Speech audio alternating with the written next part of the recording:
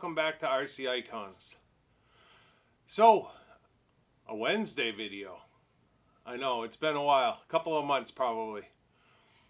Just wanted to get a quick video out this Wednesday just to give you guys kind of an update. So, I haven't done like a real-time update video since June, I think. So it's been over 6 months.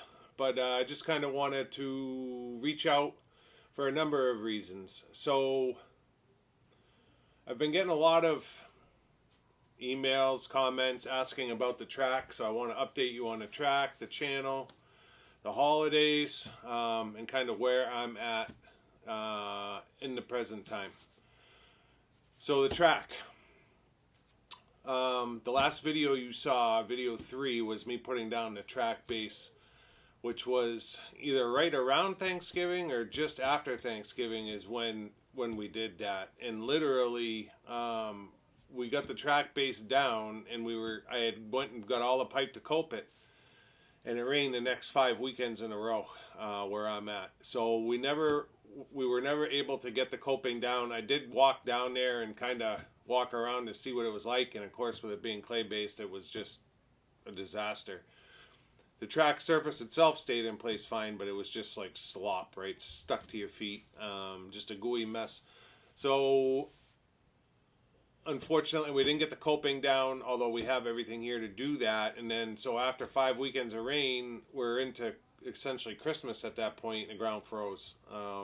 So, I have not been able to do anything since putting the base down, which really sucks, because if that didn't rain those 5 weekends in a row, I would have been able to finish the track this fall, so that in the springtime we can just go out there, groom it, and go, right? Instead, we're gonna have to go out there, get the loam on the outside edges, get it coped, and build a driver's stand. I mean, even trying to put the driver's stand in this time of year would be a nightmare. So, yeah, unfortunately, we're gonna have to revisit that in April. So it kind of is what it is. And then also, about the same time period, I had 2 projects that were wrapping up for work that we were trying to get people into their houses for Christmas, and so it was a ton of pressure and extremely stressful, but we were able to get it done. But it took its toll. I ended up working, I think, like almost 40 days straight, trying to get it done and making sure that it did get done. So literally, like 2 days before Christmas, we finished off, and they were able to set up trees and celebrate Christmas in their houses. And it wasn't just one, it was 2 projects that was like that. So it was like just a huge push. I also had family in town, which means the hobby room's not available, right? Because this is the spare bedroom in the house. It's a large room, but it's spare bedroom, it's an office, it's the hobby room, right? It's the catch-all, be-all of the house. And that's one of the reasons why we're putting the new studio in, so that we don't have to rip this or push this off into the corner every time someone's staying with us. And it'll be better for me, it'll be better for the guests as well. So Christmas came, my parents came into town, they were here 2 weeks, they were up here in this space for 2 weeks, they left a couple days later, another family was up here for 4 or 5 days visiting. So it was like just a revolving door of family and people in the house staying with us. So it was just a very crazy time, which is why I had elected in November to stop the Wednesday videos, because I had I don't know, 8 or 9 videos made and ready to go. And that, when you look at that one on a once a week basis, it gets you to February. If it's twice a week, you're not even through January, right? So it just made sense for me to keep all those videos in queue for you guys, so that I wasn't stressed out trying to make videos and all that kind of stuff. So I've literally it's been a whirlwind. I just got back from 10 days in the Dominican on family vacation. I absolutely needed it, but I feel like I'm still just as exhausted as I was before I left. My wife and I have a lot going on. Personally, we're kind of transitioning our companies in a different direction. So I do construction, custom home building. She's in real estate. She flips houses. She's a broker. So we fill a lot of shoes, but we haven't. In the last 17 years, we've never really worked together. A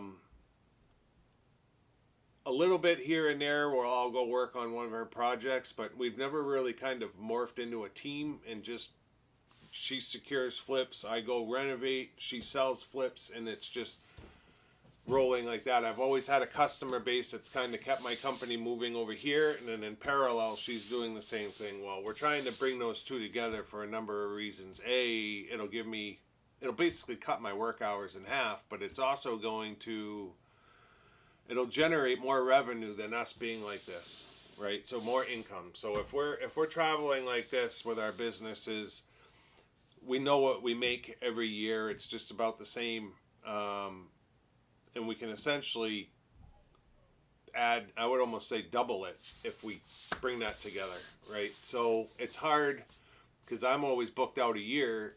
It's very hard for me to just stop answering the phone for customers and finish those off. It's a very weird situation for me. You know what I mean? I've always kind of been a customer-based company. When we first started out, we were building spec houses and we were together. So it's not that we haven't worked together. It's just been a very long time, like over a decade. So we need to get back to what our original plan was when we first started the businesses, which was we work for ourselves with no customer base. And there was a reason for it. It was we didn't want to be slaves to the businesses. And that's what happens when you're working with customers. You feel, rightly so, you have an obligation that you have to meet for somebody else, versus with us, if it's just us, if I don't want to go to work that day, if I want to stay home and build cars or film or just take the day off and hang out with her, then it's only affecting us. It's not affecting a third party, right? So we have a lot as far as financials and end of year and trying to figure out this transition. So we've been very busy with that, as well as everything else, right? And then the other part of it is I'm supposed to be building out the new studio, and I have not even started. And it's supposed to be a winter project, but literally I feel like every year it's like the holidays come and I'm so busy trying to wrap up fall projects that I'm wrapping up projects, the holidays come, and before I know it, it's February. I have not done anything as far as winter work goes in the house. And then spring hits early in March, and then nothing gets done, right? So it's like I'm on the cusp of another year of that, and one of my off-channel goals this year is to get the studio done. So I absolutely need to, like in March, just bear down and get that done. I'm hoping by March this whole financial transition and meshing of our businesses is done. I know it sounds trivial, but there's a lot to it. When you own 4 companies and you have employees and all that, we have to do it in a way where the people that rely on us aren't affected, right? So there has to be a plan. That's the bottom line. So that's kind of what I've been working through off camera. On camera, there really hasn't been any on camera. You guys have been watching videos every Saturday, and those videos were shot weeks and weeks ago. I haven't bought a car in 5 weeks, and there's still, I think, 6 unboxings coming for you guys to see, right? And then along with that, as far as future content goes, Caleb's done his Grand Hauler. That thing came out absolutely sick.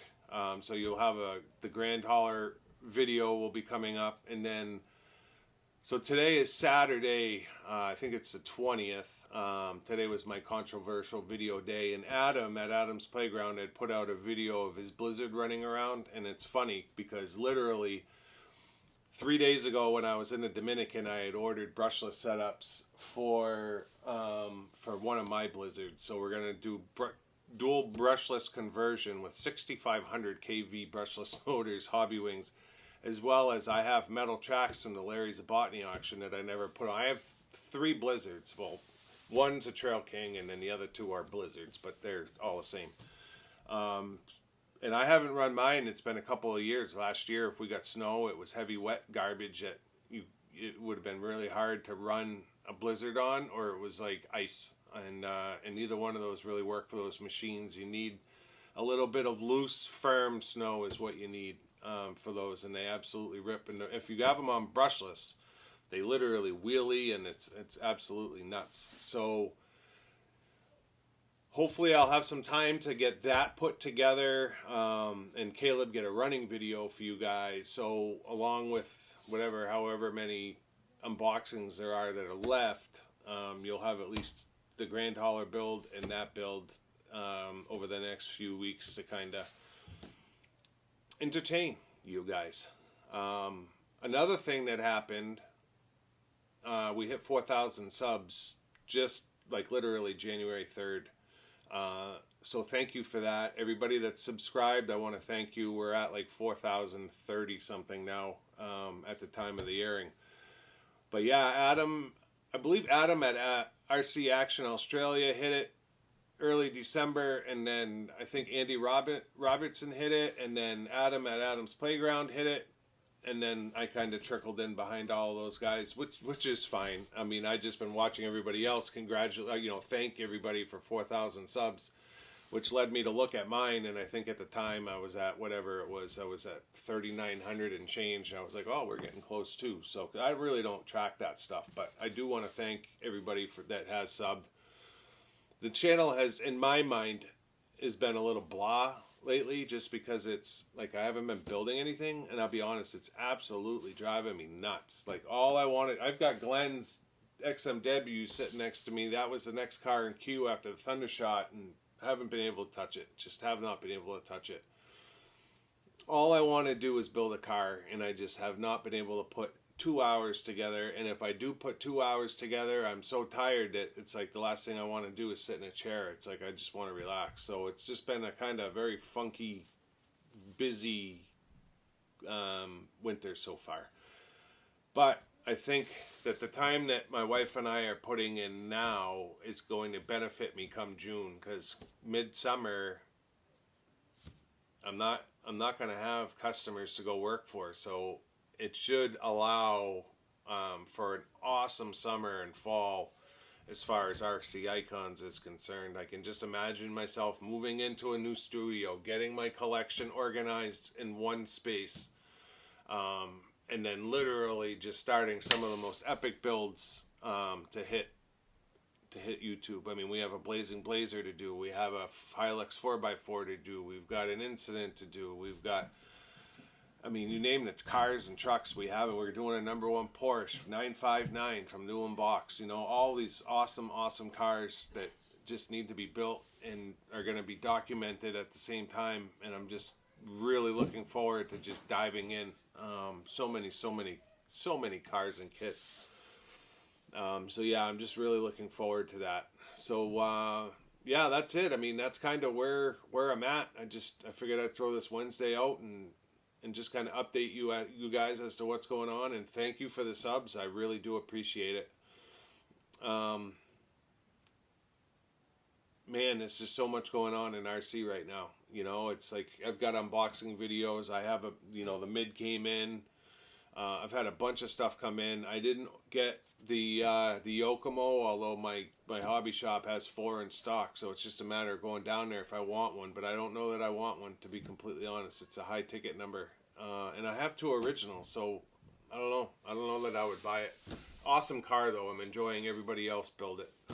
Richard over at RCL, Andy, Gavin, everybody's building it right now, and super cool. Adam at RC Action Australia just picked one up. I saw a post literally today or yesterday, so congratulations on yours. I need to paint my original, so maybe that's something I will do, but it took me literally 3 weeks to do the Thundershot, so even painting a body, it's like it's impossible for me to just bear down and get it done.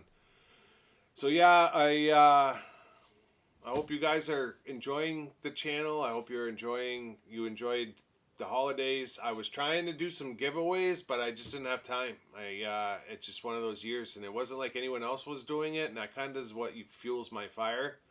If other people started kind of doing giveaways, I probably would have made some sacrifices and figured it out, but we'll get some done here in the spring. When I move the studio, it's going to force me to kind of look through the collection and figure out what I need and in reality what I don't need, right? And I'm not one for really selling cars, so rather give them away. So hopefully, if everything pans out, summer and fall will be laced with unbelievable builds, giveaways, and awesome track footage. So that's what I'm looking forward to right now. So yeah, if you're not already a subscriber, I'd ask you to consider subscribing to support the channel. I know most of you are already, but if you are a subscriber, hold tight. That's all I can say. I mean, it seems like you guys are enjoying the unboxings, but for me, it's just kind of, it's a limbo channel right now, but it is what it is. Like I said, better times are coming. So other than that, let me know how things are going for you in the comments. Did you get a car for Christmas? And if so, what'd you get? I'd love to hear about it.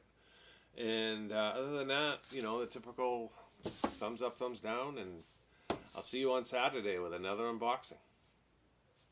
See you soon. Thanks.